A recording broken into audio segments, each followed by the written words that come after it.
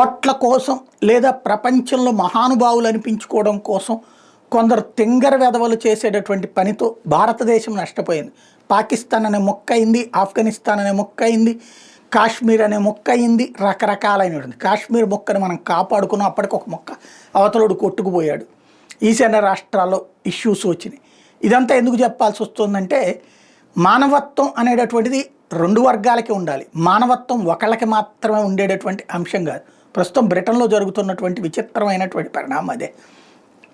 ఓ పక్కన labour party అక్కడ అధికారంలో ఉంది, విచిత్రమైనటువంటి నిర్ణయాలు తీసుకుంటుంది.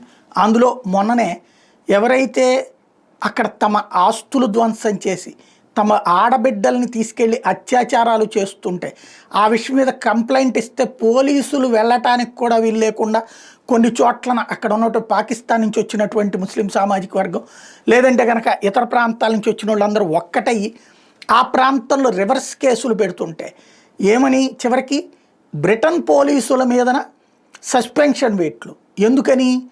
ఈ దొంగల్ని పట్టురావడానికి వెళ్ళినందుకు లేదా అత్యాచారాలు చేసిన వాళ్ళని పట్టురావడానికి వెళ్ళిన దాంతో ఇప్పుడు బ్రిటన్ పోలీసులు అందరూ చేతులు ఎత్తేసి కూర్చున్నారు. రెండోది అక్కడ ప్రజలకు రక్షణ కరువైంది. చివరికి దేశద్రోహం తరహా కేసులు బ్రిటన్ పౌరుల మీద పెట్టారు.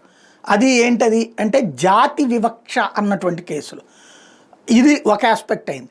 దాని మీద ఒక పక్క నిరసన వ్యక్తం అవుతుంటే తాజాగా పాకిస్తానోడు విసిగిస్తే, పాకిస్తానోడు దెబ్బతీస్తే, లేకపోతే ఆఫ్ఘనిస్తానోడు విసిగిస్తే వాడికి అక్కడ ఇంగ్లీష్ రాదు, వాడి భాష వాడి ఉర్దూనే వచ్చు. నీ భాష ఏదో నాకు అర్థం కాదా, నా భాషలో నాకు అర్థమయ్యేటట్టు చెప్పు అని అడిగారట బ్రిటన్ పౌరులు. అడిగినందుకు అది జాతి వివక్ష కిందకు వస్తుంది అని చెప్పి ఇప్పుడు పోలీసులు బెదిరించినటువంటి సంఘటనతో బ్రిటన్లో గందరగోళం అవుతుంది. అసలు ఏంది, మనం ఎవరి కోసం ఉంటున్నాం, ఎందుకోసం ఉంటున్నాం అన్నట్టు. ఒకప్పుడు భారతదేశంలో ప్రజల్ని నాశనం చేసినటువంటి వాళ్ళు ఇప్పుడు తమకి తామే నాశనం అవుతుంటే సంతోషపడాలో లేకపోతే వ్యవస్థ కుళ్ళిపోతుందని బాధపడాలో అర్థం కాని పరిస్థితి.